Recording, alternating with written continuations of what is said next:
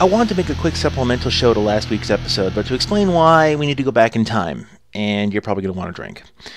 Many years ago, there was this fad of paintless paintball games, and the idea was to allow facilities to offer indoor paintball without the mess with the paint. One of these places is a place called Wap-Ball in Illinois. I don't have any footage from the Wap-Ball facility, but you'll have to suffer with this footage instead. Now, of importance, one of the rules that Wap-Ball had, upon the completion of a game, the losing team was lined up against a wall. The winning team then had to shoot them in the back from 15 feet away. This was non-negotiable. This wasn't the only field to do this. I've been to more than a few paintball fields that also had a rule very similar to this. You lose, you get put on a firing squad. The end result is that people will do anything to not lose.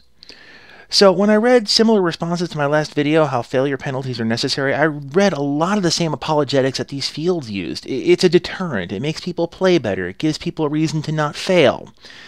That answer is just not satisfying to me because it rips away part of what makes me human. You may have heard the term Kaizen. It's the constant striving to get better. By saying that I need incentive to not lose rips that away from me by basically saying that I have no desire to win. I don't know how many people play a game to tie. I want to give this a full show down the road because this is not a really great venue for this. But you want to know what the true crime is in my eyes? It creates this culture where we're afraid to fail. I think this is the largest crime of all because you learn more from failure than you do a victory. You learn why things don't work, which often offers clarity when you see something that does work. The most successful people I know have no fear of failure, and instead they embrace it.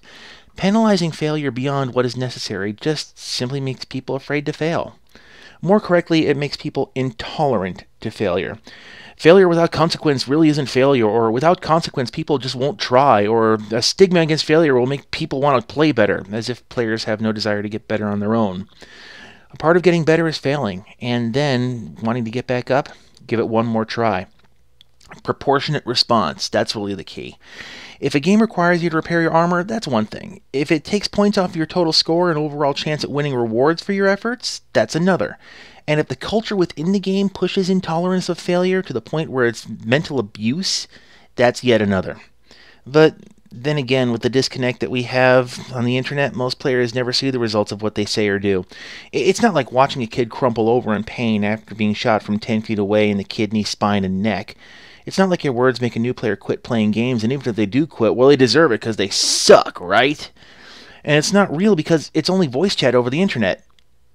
It's just a game, right?